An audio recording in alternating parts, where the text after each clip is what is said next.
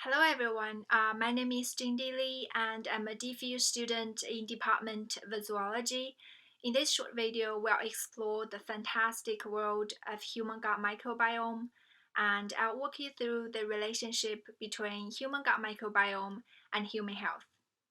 So our objectives are shown here. First is to help you to understand what is human gut microbiome. Second, this video is also designed for helping you to gain a basic understanding on how is human gut microbiome formed. Third is to help you to learn the important roles of our gut microbiome.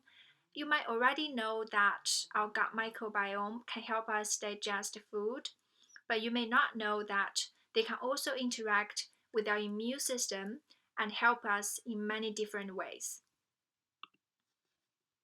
So, let's take a look at what is human gut microbiome. So, you may not realize that our gut is actually home to trillions of microbes. Most of them are bacteria, which is my focus in this video today. So, in this video, when I say gut microbiome, I actually refer to gut bacteria. But if you are interested to know, there are also some fungi, archaea, and viruses in our gut. Compared to human gut bacteria, these are less studied, and we're not going to focus on them today. In terms of human gut bacteria, in a 70 kilograms man, the magnitude of the number of bacteria in the gut is about 10 to the power of 13, which even outnumbers the human body cells. So, with so many of the bacteria in our gut, what do? Apparently, they're just living their life happily in our gut, as they can eat what we eat, meaning that they can digest food and get energy from it. They may also encounter some of our own cells from time to time and have little interactions with them. So, from the bacteria perspective, if you are a bacterium living in the human gut, you might find it quite satisfying because you live a rather stable and warm environment. You don't have to worry about food, while you do need to compete with your neighbors from time to time. But to be honest, your living condition is still generally much better than most of your relatives living outside of the human body. And from our human perspective, the gut bacteria are very helpful in many ways. First of all, it can help us to digest food and absorb nutrients. For example, we ourselves cannot digest dietary fiber, which our gut microbiome can digest it, and they can digest the fiber to smaller molecules so our body can absorb them. Also, our gut microbiome can interact with our immune system and help us to maintain our gut barrier against the pathogens. Besides that, when we take drugs, our gut microbiome also involves in the metabolism of drugs and medicines. There is also evidence that our gut microbiome is associated with many diseases, which I'm not going to talk in details in this video, but do bear in mind that our gut microbiome plays a very, very important role. After knowing the importance of our gut microbiome, let's take a look at how it is established. So there are three main factors that involves in shaping our gut microbiome. First is our genetics, which include how our immune system responds to certain bacteria. The second is our early life events. Because the development of our gut microbiome is generally believed to begin from birth, so in early stage of development, events like mode of delivery, type of feeding, as well as antibiotic use can all influence our gut microbiome. The third factor, which is the environment, including where we live and what we eat, as well as our lifestyles. As a healthy individual, our gut microbiomes is usually quite stable, while changes in our diet or lifestyle can lead to change of our gut microbiome, which can then affect our health. So how do our gut microbiome interact with us and affect our health? For example, it is well known that obesity, which is a disorder of metabolism, is associated with a change in the gut microbiome. And in this figure, we can see that the unhealthy diet helped to shape the gut microbiome, and the alteration in the gut microbiome by the unhealthy diet can then regulate the human body hormone releases, which influence key metabolic processes, including glucose metabolism and fat storage in the human body.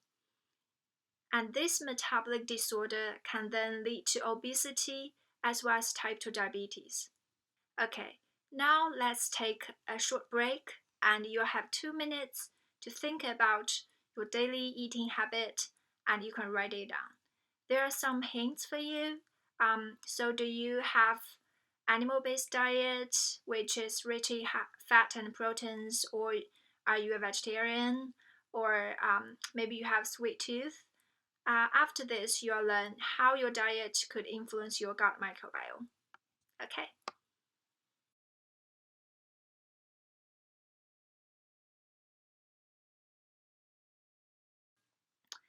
Now let's have a look at your diet and the gut microbiome. So I try to simplify things here and summarize the bacteria that are shown to be influenced by different diet, but the real situation is much more complex, as sometimes our gut microbiome changes in terms of functions instead of increasing or decreasing certain bacteria species. So do bear in mind that it is not as simple as that one type of food can increase one type of bacteria or decrease the other. The real process involves a more complex mechanisms. Okay, let's have a look. If you have a high protein diet, is your diet animal based, which means high in meats, eggs, or cheese?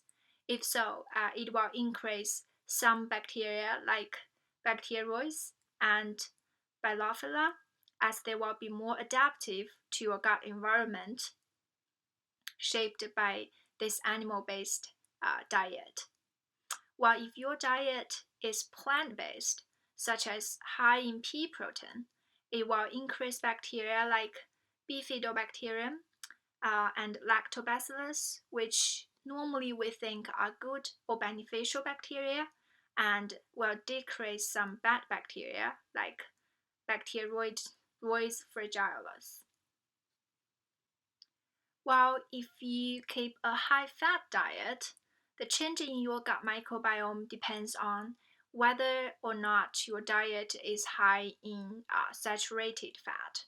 Generally, diet high in saturated fat can increase bacteroids and bilophila, and it's not good for your health generally, while unsaturated fat can increase good bacteria such as bifidobacterium. Last, let's have a look at high carbohydrate diet, which is the diet I keep for my life. How it can influence your gut microbiome depends on what kind of carbs you take generally. So if you take a lot of sugar in your daily life, especially added sugar, it will increase bacteria like proteobacteria and decrease bacteria like bacteroids, which this change share common features with metabolic disorder. While if your diet is rich in fiber, it can increase good bacteria such as bifidobacterium, lactobacillus, ruminococcus, because they love to digest and use dietary fiber as their carbon source. Okay, I hope all of you now have established a basic understanding on human gut microbiome and human health. In summary, we have firstly learned that human gut microbiome is consisted of bacteria mostly, and also some fungi, archaea, and viruses, which I didn't talk too much in this video.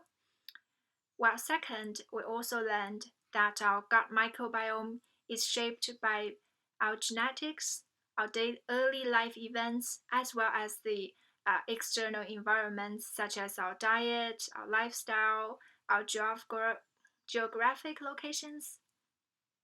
Finally, we learned that our gut microbiome can interact with our body and is associated with our health. Lastly, there are also some resources for you if you are interested in this topic and want to know more about research on both human and earth microbiome. There is a really huge human microbiome project, not only includes human gut microbiome but also human skin microbiome and microbiome in other human body parts. While there are also Earth Microbiome Project, which explore the microbiome distribution in different parts of the Earth. Also, I've put a paper which is illustrated methods we used to study the microbial community as the extension reading if you are interested, which includes both culture-based microbiome research methods as well as sequencing based microbiome research method.